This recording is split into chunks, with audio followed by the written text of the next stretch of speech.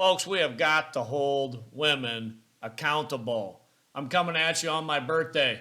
It is my birthday today, the post-millennial man, and I got a story. For my birthday, I thought I would share a story, and you're going to like this story. So, I was talking to my buddy. I was at the ball game, my kid's ball game. I was talking to my buddy there. He was there with his kids. And he told me that he is not allowed to come over to my house anymore because his wife says she doesn't like me and my advice that I give. And in fact, it was the last text that I had sent him. I guess his wife read it, and she said, "You're not allowed to go over to his house and hang out with him anymore." And I thought, what?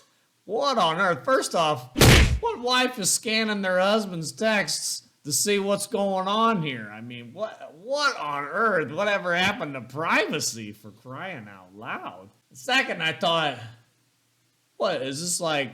I mean, the last time a woman told me, "Hey, you can't hang out with that guy," I was like in junior high, and it was my mom. You know, I was like, what is going on here? So I had to look back at this text. Here's part of my story. I had to look back at this text, and I was like, what did I send? This has been months and months ago, and I was like, what did I send him in this text that would be so offensive? Here's what it was. I looked up the text. Let me set the stage for this text, all right, so it makes sense.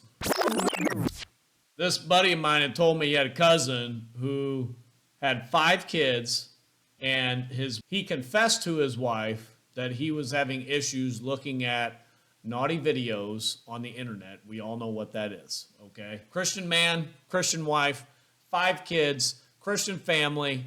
He says, hey, listen, I gotta confess, looking at naughty videos, shouldn't do that. And we all agree, everybody knows, the post-mill man knows, we all agree, shouldn't be looking at naughty videos on the internet.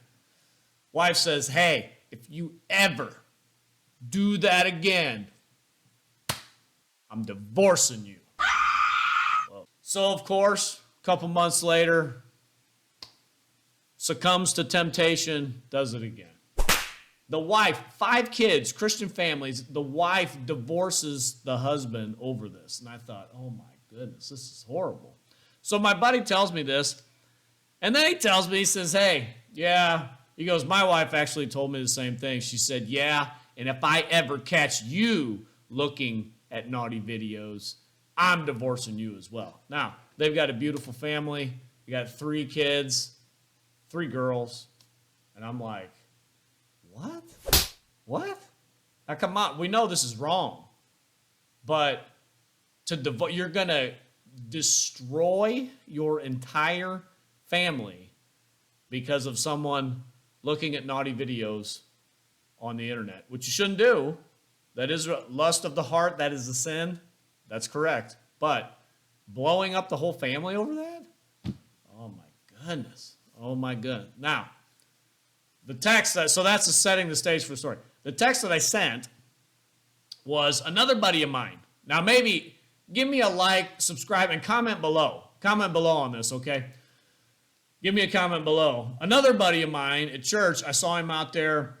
We had a church night at the pool. So we're all at the pool, and I hadn't seen my buddy for a while. And I said, hey, how you doing, blah, blah, blah. Well, he got a divorce. And I was like, what? You got a divorce? Like, I haven't seen my friend for a while. I haven't talked to him, one-on-one or whatever. And, it's not really something you say in passing. So he starts telling me a story. And I was like, all right, what's the story? What's the story? Well, he said, some things were going on, going to counseling, blah, blah, blah.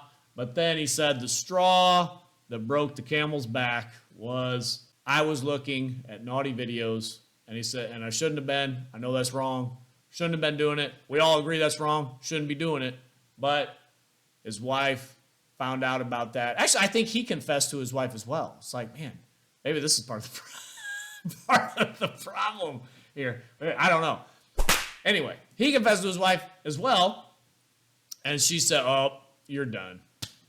Out of here, right? Divorce. They got 2 beautiful kids, young kids, very young kids. And he said, you're done. Okay. So she divorces her husband. And then he finds out later that she's actually having an emotional affair with a guy at work, where they're talking all the time. She's texting him all the time, blah, blah, blah. Probably what's going on, she's fantasizing about what it would be like to be with him, blah, blah. So eventually, hey, I got to get rid of this husband, right? And that's what she did. She divorced him. I thought, man, what a terrible. So, continuing on with my story. So I text my buddy this. I say, hey, I was talking to a friend of mine. It made me think of you. His wife divorced him because looking at naughty videos, blah, blah, blows up the whole family. And I said, man, somebody got to hold these women accountable.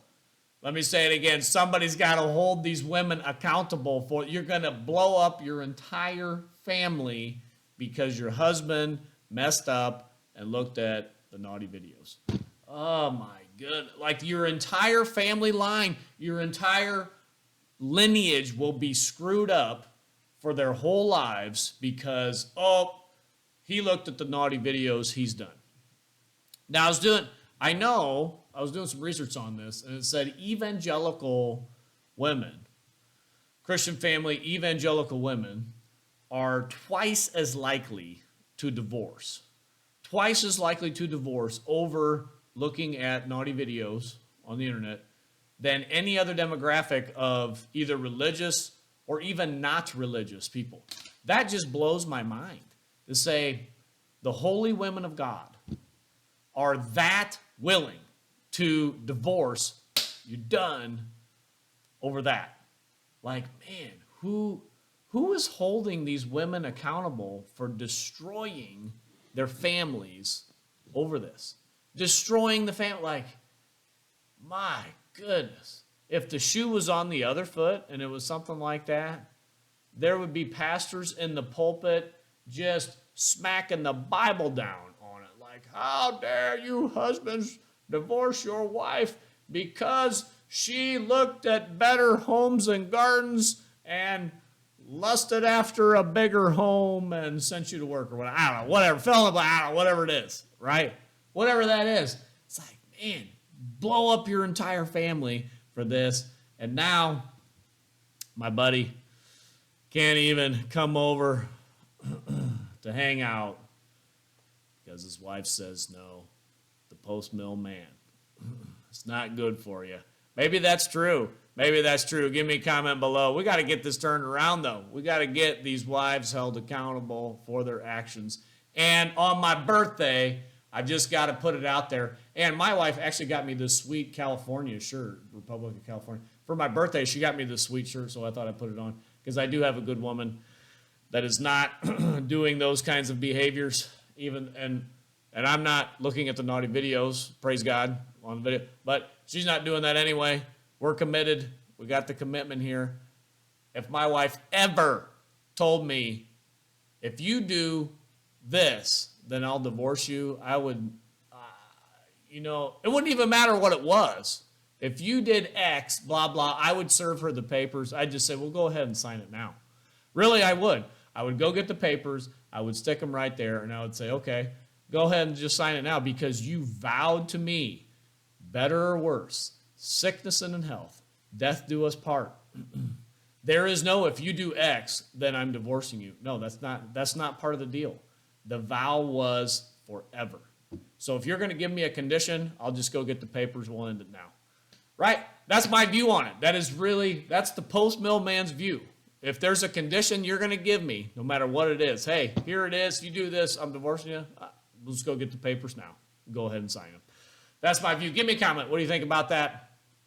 I don't know. We got to get this turned around. This is ridiculous. And I got to speak my mind on this. I had a story. It's my birthday, so I'm just going to tell a story. All right? I can do what I want on my birthday. One day a year. Got to get it turned around. And I am sure glad. Even on my birthday, I am even more glad Christ is winning. He is building his church, and the gates of hell will not prevail against it. Until next time, this is the Post Millennial Man.